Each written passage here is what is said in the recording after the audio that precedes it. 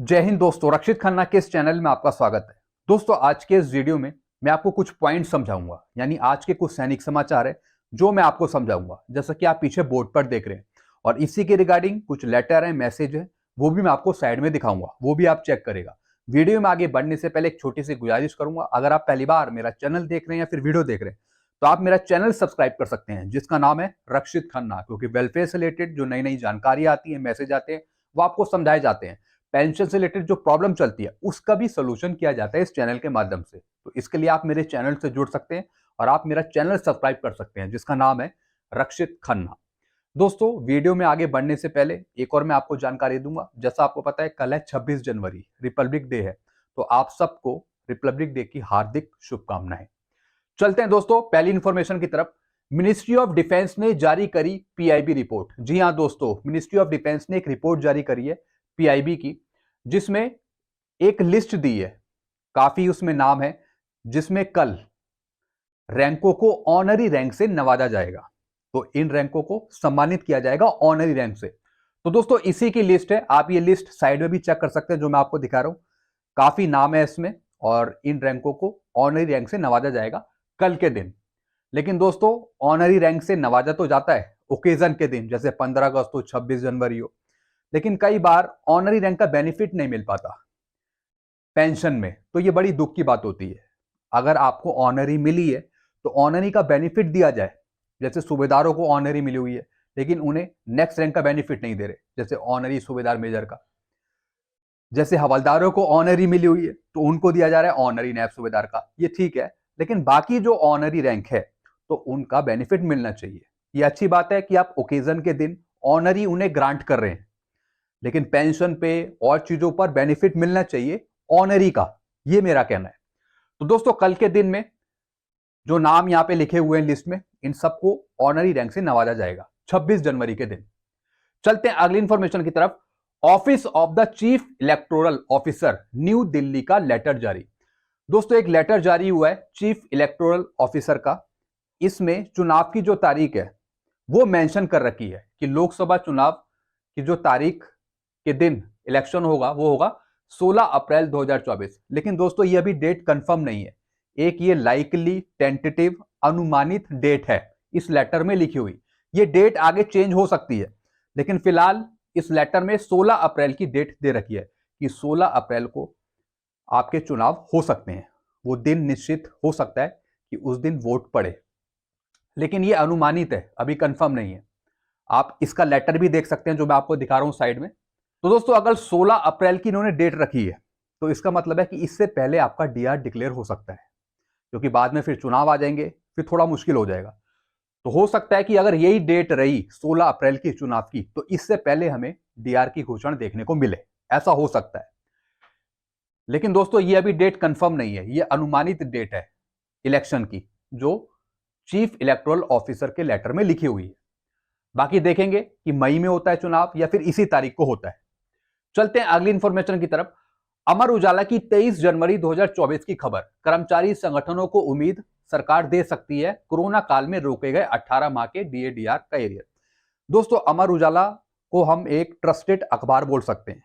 इसमें ज्यादातर सही इंफॉर्मेशन आती है। हमारे घर पे भी अमर उजाला आता है, आस पड़ोस में भी अमर उजाला आता है। तो इसमें बताया गया है कि कर्मचारी संगठनों को उम्मीद है, यानी पेंशनर को उम्मीद है कि भारत सरकार कहीं ना कहीं 18 महीने के जो डीआर के एरियर है वो रिलीज कर सकती है। तमाम संगठनों ने लेटर दिए हैं, इस पे तमाम बातें उठ रही हैं। दोस्तों, ये सब भारत सरकार की पॉलिसी पे डिपेंड है। संसद में भी मना कर दिया था कि भारत सरकार 18 महीने का जो डीआर के एरियर है वो नहीं देगी, और कई मीटिंग के दौरान भी पता लगा था कि 18 महीने का जो डीआर के एरियर है वो भारत सरकार नहीं देगी। लेकिन फिर भी अमर उजाला ये पुष्टि कर रहा है अपने अखबार के थ्रू कि कहीं ना कहीं कर्मचारियों को, पेंशनर को उम्मीद है कि भारत सरकार 18 महीने के जो डीआर के है वो रिलीज करे। दोस्तों, हमें बहुत उम्मीद रहती है, लेकिन गवर्नमेंट क्या देना चाहती है, वो अपने जेब से कितना पैसा निकालती है, वो सब देखने वाली बात होती है। हमें उम्मीद है कि हमारी पेंशन डबल हो जाए, ट्रिपल हो जाए, लेकिन भारत सरकार क्या देगी, वो इंपॉर्टेंट है। तो दोस्तों, ये खबर थी अमर उजाला की, जैसा मैंने आपको बताया। उम्मीद है तो जहां है, उम्मीद की किरण अगर दिख रही है तो कुछ हो सकता है, लेकिन ये सब गवर्नमेंट की पॉलिसी आप सब जानते हैं, मुझे कहने की जरूरत नहीं है। चलते हैं अगली इंफॉर्मेशन की तरफ। सीएजी के द्वारा निकाला हुआ पत्र दिनांक 18/1/24 नोशनल इंक्रीमेंट पर अभी सब पेंशनर पर लागू नहीं है। दोस्तों जैसा आपको पता है सीएजी ने एक लेटर निकाला था नोशनल इंक्रीमेंट पे कि जो जून में रिटायर हुए उन्हें जुलाई का इंक्रीमेंट, जो दिसंबर में रिटायर हुए उन्हें जनवरी का इंक्रीमेंट। और उस लेटर में लिखा हुआ था सुप्रीम कोर्ट का एक ऑर्डर, और वो ऑर्डर था 11 अप्रैल 2023 का, यानी 11 अप्रैल 2023 के बाद जो आए हैं उनको नोशनल इंक्रीमेंट का फायदा मिलेगा, ऐसा लिखा हुआ था सीएजी के लेटर में। बल्कि जो 11 अप्रैल 2023 से पहले आए हैं उनको नहीं मिलेगा। दोस्तों एक चीज मैं आपको कंफर्म करूंगा, ये लेटर हर एक पेंशनर के लिए नहीं है, ये हर एक पेंशनर के लिए लेटर नहीं है। डीओपीटी अलग से लेटर निकालेगी नोशनल इंक्रीमेंट पे, तब वो फाइनल लेटर माना जाएगा। कई पेंशनर परेशान हो रहे थे जो 11 अप्रैल 2023 से पहले आए हैं कि हमने तो कोर्ट केस कर रखा है, एएफटी में दे रखा है, सुप्रीम कोर्ट में हमने केस कर रखा है, तो क्या ये लेटर हमारे पर एप्लीकेबल होगा, हमारे पर लागू होगा? नहीं दोस्तों, ये सीएजी का लेटर है, और सीएजी का लेटर हर एक सेंट्रल गवर्नमेंट के जो पेंशनर है उन पे अप्लाई नहीं होता है। ये ज्यादातर जो सीएजी के पेंशनर्स हैं उन्हीं पे अप्लाई हो सकता है। जैसा आपको पता है डीओपीटी वो अलग से ऑर्डर निकालती है पेंशनर के लिए, जिसमें डीए डीआर के भी घोषणा होती है हर एक पेंशनर के लिए। तो दोस्तों इसमें डीओपीपीडब्ल्यू या फिर डीओपीटी अलग से एक ऑर्डर निकालेगी नोशनल इंक्रीमेंट का, वो फाइनल ऑर्डर माना जाएगा। लेकिन भारत सरकार ने अभी तक इस पे कोई ऑर्डर नहीं निकाला है, अभी इस पे कोई ऑर्डर नहीं आया भारत सरकार की तरफ से। ये तो सीएजी का ऑर्डर है, इसे हम थोड़ी मान लेंगे एप्लीकेबल हर एक पेंशनर के लिए। तो इसलिए दोस्तों आपको घबराने की जरूरत नहीं है। जिन्होंने भी कोर्ट केस किया है उनके लिए थोड़ी राहत है कि अभी भारत सरकार ने ऐसा कोई फैसला नहीं सुना है जिसमें 11 अप्रैल 2023 से जो पहले आए हैं उनको नोशनल इंक्रीमेंट ना मिले। ऐसा भारत सरकार ने नहीं कहा है, ये तो सीएजी का लेटर है, हर एक पे एप्लीकेबल नहीं है। तो दोस्तों ये मैंने आपको कंफर्म कर दिया, तो इसलिए आप थोड़ा इंतजार करें डीओपीटी का ऑर्डर आने में जो भारत सरकार निकालेगी। चलते हैं दोस्तों अगली इंफॉर्मेशन की तरफ। रिकॉर्ड का आया जवाब, स्पेशल फैमिली पेंशन को एंट्री लेवल पे का एरियर नहीं मिलेगा। जी हां दोस्तों, एक लेटर है रिकॉर्ड का जिसमें स्पेशल फैमिली पेंशन को साफ मना कर दिया कि आपको हम एंट्री लेवल पे का एरियर नहीं देंगे। और रिकॉर्ड ने क्या लिखा है, क्योंकि आपकी पेंशन सिपाही में 6460 से ज्यादा फिक्स करी गई। दोस्तों कई बार नॉलेज ना होने की वजह से पेंशनर परेशान हो जाता है, और कई बार रिकॉर्ड उनको गुमराह करता है। कई बार वो ऐसे लेटर लिख देता है जिससे समझ ही नहीं आया था कि हमें मिलेगा या नहीं मिलेगा। तो ऐसी दोस्तों एक लेटर लिखा गया एक फैमिली पेंशनर को, इनके पेंशनर की डेथ हो गई थी, तो स्पेशल फैमिली पेंशन है, ड्यूटी के दौरान पेंशनर की डेथ हो गई थी, तो इनकी फैमिली पेंशन चल रही थी, तो इन्होंने एंट्री लेवल के लिए शिकायत डाली थी जिसमें रिकॉर्ड ने लिखा कि हम आपको नहीं देंगे एंट्री लेवल पे का एरियर, क्योंकि 18 अप्रैल 2007 को आपकी बेसिक 7000 थी और बीच बीच में आपकी पेंशन फिक्स होती गई, आपको नहीं मिलेगा। यानी इसमें बताया गया कि 18 अप्रैल 2007 को आपकी बेसिक 7000 थी। दोस्तों हम एंट्री लेवल पे का एरियर 1/1/2006 से मांग रहे हैं, हमें वो बताइए कि हमारी 1/1/2006 को कितनी बेसिक पे फिक्स थी।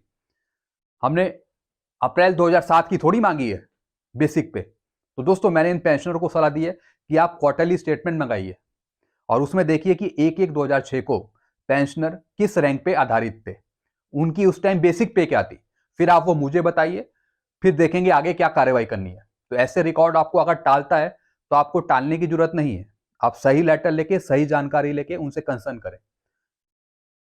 चलते हैं दोस्तों अगली इंफॉर्मेशन की तरफ। केंद्र सरकार का कहना, ओआरओपी पर असली हक जवानों का, उन्हें ही मिलेगा फायदा।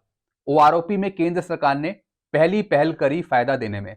दोस्तों केंद्र सरकार का कई बार कहना होता है कि हमने 1 रैंक 1 पेंशन दी, हमने 1 रैंक पेंशन दी, हमने 1 रैंक 1 पेंशन दी, हमने असली ओआरओपी दी, हमने जवानों को उनका हक दिया। ऐसा केंद्र सरकार कहती है, ये बहुत अच्छा कहती है कि उन्होंने ही 1 रैंक 1 पेंशन दी, बीजेपी सरकार ने ही 1 रैंक 1 पेंशन दी। लेकिन विसंगतियां किसने दी, आप बताइए, विसंगतियां किसने दी? पेंशन पे जो इतनी प्रॉब्लम चलती है किसने दी? सड़कों पर जो जवान हैं जो आंदोलन कर रहे हैं वो क्यों बैठे हैं? क्या वो अपनी मर्जी से बैठे हैं? दोस्तों ये सब कहानी आप जानते हैं। ओआरओपी अगर बीजेपी सरकार ने दी है तो विसंगतियां भी उसी के साथ आई है। तो इसलिए जिस तरीके से 1 रैंक 1 पेंशन दी गई, तो जो विसंगति आई है उसको भी दूर करना केंद्र सरकार का दायित्व होना चाहिए, केंद्र सरकार का लक्ष्य होना चाहिए कि जब हमने 1 रैंक 1 पेंशन दी है तो इसकी विसंगतियों को भी दूर करा जाए ताकि पेंशनर्स घर जा सके, कोई आंदोलन ना करें। लेकिन इसकी तरफ ध्यान नहीं दे रही है केंद्र सरकार। तो यह ध्यान देना चाहिए, तभी कुछ हो पाएगा पेंशनर्स के हक में। तो दोस्तों ये कुछ पॉइंट थे जो मैंने आपको समझाया। आई होप सारी चीजें आप अच्छे से समझ गए होंगे। और इसी के रिगार्डिंग कुछ लेटर है, नोटिफिकेशन है, जो मैं आपको साइड में भी दिखाता रहता हूं, तो वो भी आप चेक कर सकते हैं। तो दोस्तों आई होप सारी चीजें आप समझ गए होंगे। वीडियो आपको अच्छा लगता है, वीडियो को लाइक करें और इस चैनल को आप सब्सक्राइब कर सकते हैं। Thank you so much.